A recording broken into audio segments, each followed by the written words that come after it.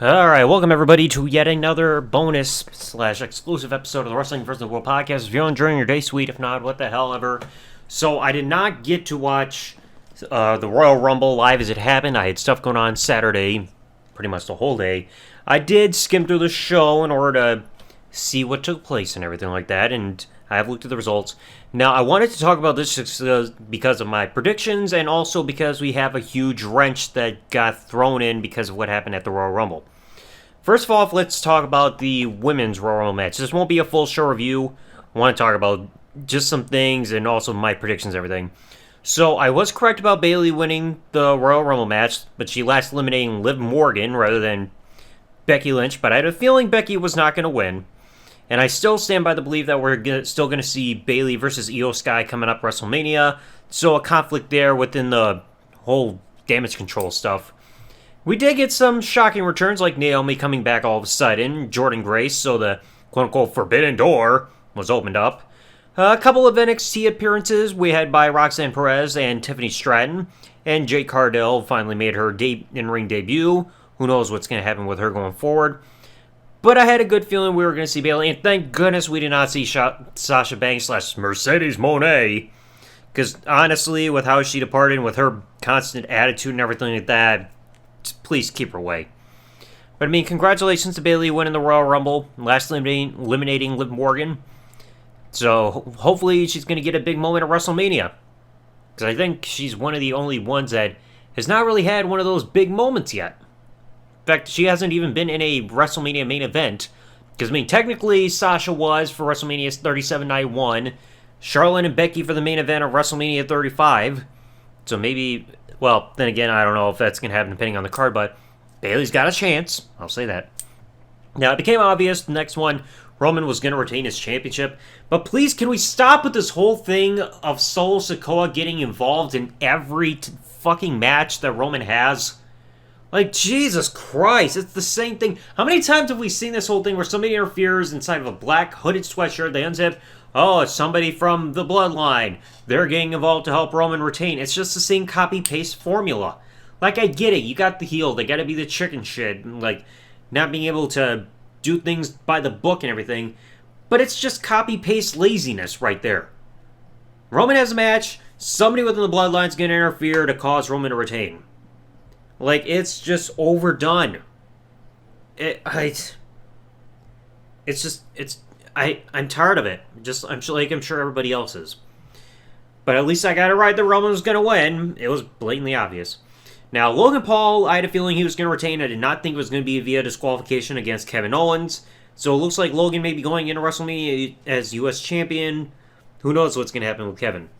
Now, the men's Royal Rumble, I got wrong because I thought it was going to be CM Punk winning rather than Cody Rhodes. You look at the overall Royal Rumble match, Andrade made his return, and I believe he's now part of the Raw roster, so he's officially back with the company. Congratulations and welcome back to Andrade. We got Carmelo Hayes in there, and from the stuff I've read, Braun Breaker, when he made his appearance here in the Royal Rumble match, he essentially filled the full role that Brock was supposed to have done before the whole Vince McMahon stuff from the details of the lawsuit came about. So maybe Braun can finally get called up now because he's been in NXT for quite a while, and I feel like he's going to be a good addition to the main roster. You also had Omos in there, didn't really care, and Pat McAfee. He got in the ring and he was trying to claim that, oh, I did not know I was going to be part of the match. No, you clearly had to because, as Maven explained on his YouTube channel, there's an entire run sheet of exactly who's going to be in the match and the details and everything. So you knew you were going to be in there. You're keeping with kayfabe. But I mean, I was glad to see him back even if he had to eliminate himself. But then back down at the end, it was down to CM Punk and Cody Rhodes. I was also right saying that Jay and Jimmy were going to face off. I did not think it was going to be right at the beginning of the Royal Rumble match. But Cody and Punk were the last two. Punk was looking at the sign while getting ready for a GTS. But Cody stopped him, threw him over the top rope. That's it. So Cody wins the Royal Rumble match. And it looks like he's aiming at Roman. But something tragic also has happened during the match. CM Punk is unfortunately injured again. This is, he's suffered so many injuries already since he just came back. Like the broken foot, the other torn tricep. I don't remember if he was injured something around the last match that he had in AEW, but now he's torn his triceps again. I think this was his second match that he's had since he came back to WWE. I know he had a match around the end of last month when he faced Dominic Mysterio at a house show. Might have been Madison Square Garden. But 2 matches in, he's getting injured again already. Come on. Luck is not on his side. Really. So because of this, now, that kind of also throws a wrench in there because now they're trying, first of all, Punk being out, he's going to be out 4 to 6 months, I think, from what I heard.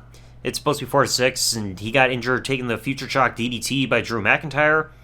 And they run him off saying, hey, he's injured, and Drew adding insult to injury by attacking his legit injury. So Punk is going to have to miss WrestleMania. So that's going to really mess things up. But now they're trying to play saying, hey, it was supposed to have been Punk going to the Elimination Chamber because he's on the cover of the poster there. That's not going to happen.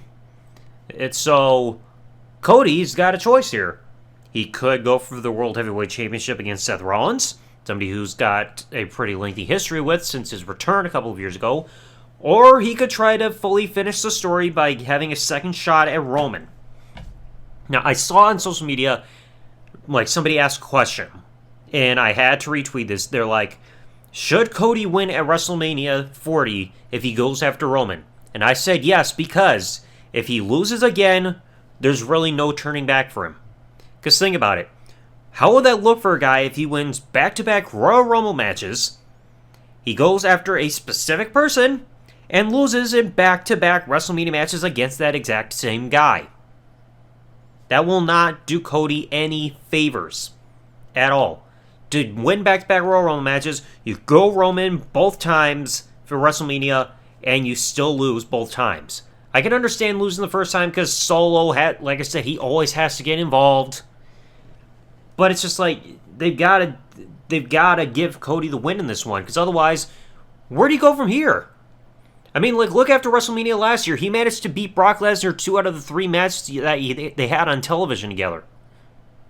Even though Brock's motivation wasn't ever explained, he just attacked Cody out of nowhere. They had the matches, then he showed him respect at the end of the SummerSlam match. Then he's had some stuff on and off, with Dominic Mysterio, and some stuff with Shinsuke, blowing red mist in his face. But it's again, if you don't put the belt on Cody at WrestleMania, where does he go from there? It's yeah, he could eventually go for the World Heavyweight Championship, but that's not going to do him any favors in the eyes of the fans. Like I said, if you do this, back-to-back Royal Rumble wins, going against the same guy and losing both times, it's not going to help him. This is the make-or-break moment. And now, also, what does that mean for Seth Rollins? I still predict that Cody's going to go after Roman again. Try to redeem himself after last year, but now what does that mean for Seth? Could that mean that Drew McIntyre is going to go after him now? Because, there is some beef there that could happen for Drew McIntyre. And plus, there's rumors that his contract could be coming up after WrestleMania, so who knows if that can influence him to stick around, give him a big-time match at the brightest stage of them all. You had that at WrestleMania 36 a few years ago. You could have something happen here. And I know Seth is still fully trying to finish rehabbing from his partial leg injury, so you never know. But it's gonna raise some questions. Like I said, it's obvious Cody's going to go for Roman again, but what's going to happen with Seth? Because like I said, Punk's now out of the picture, so they're going to have some new backup plan going on for the Elimination Chamber. So, again, those details are not known yet. We don't know who's going to qualify for the Elimination Chamber match or anything. If I had to go based on the list of who participated in the Royal Rumble match itself, like I said, it's not going to be either of the Usos. They're clearly going to go one-on-one for the big WrestleMania match. Grayson Waller, hell no. It's got to be somebody on Raw because they're not going to allow somebody to probably jump ship. Andrade, too soon for his return. Shinsuke, no, they already did the feud recently. And Shinsuke didn't win.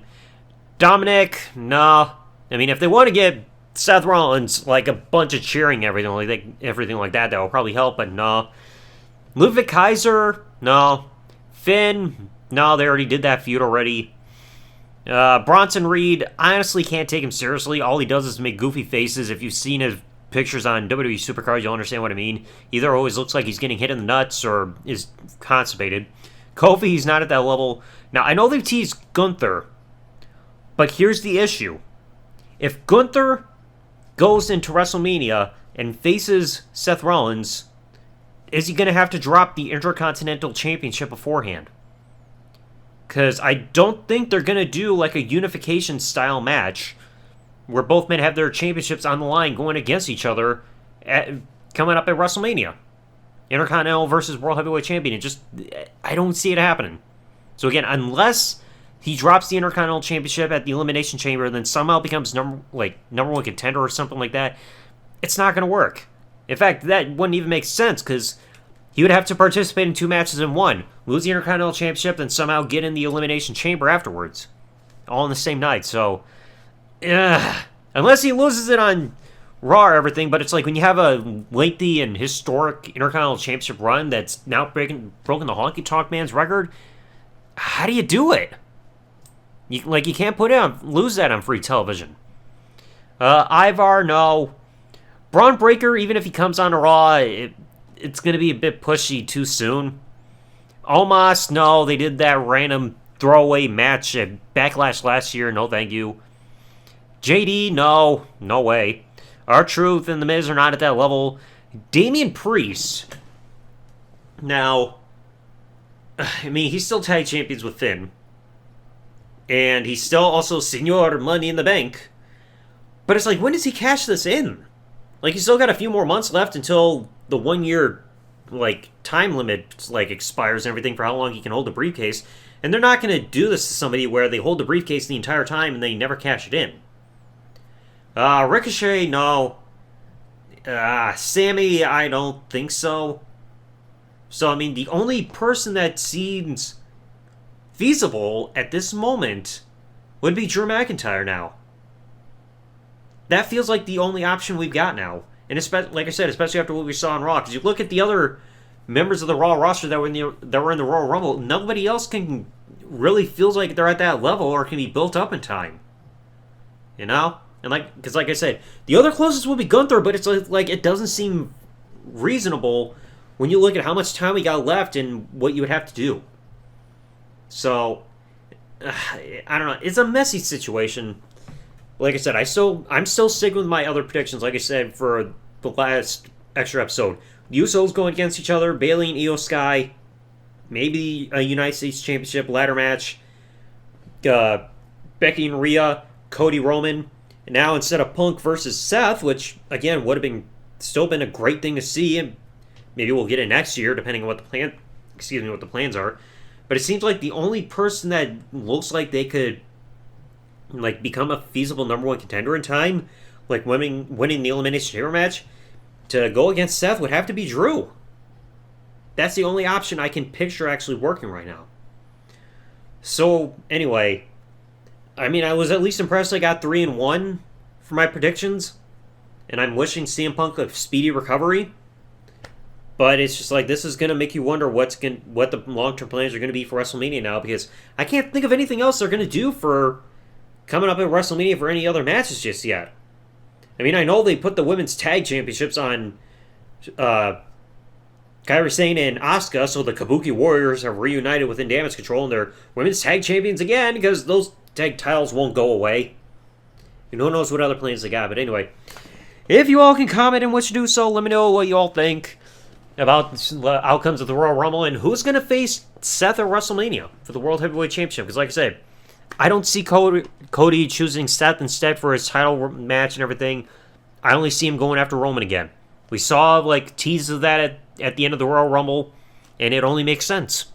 So anyway, if you enjoyed today's episode, folks, leave a like or rate the podcast on any of the streaming services that you're listening on. Follow or subscribe or whatever, depending on the options you have for these subscription services. I gotta find a new outro to do for these exclusive episodes, but you all know what to do. Follow, subscribe, rate, and all that stuff, and I'll catch you all in the next episode. Thanks for listening, folks, and peace out and good day, everybody.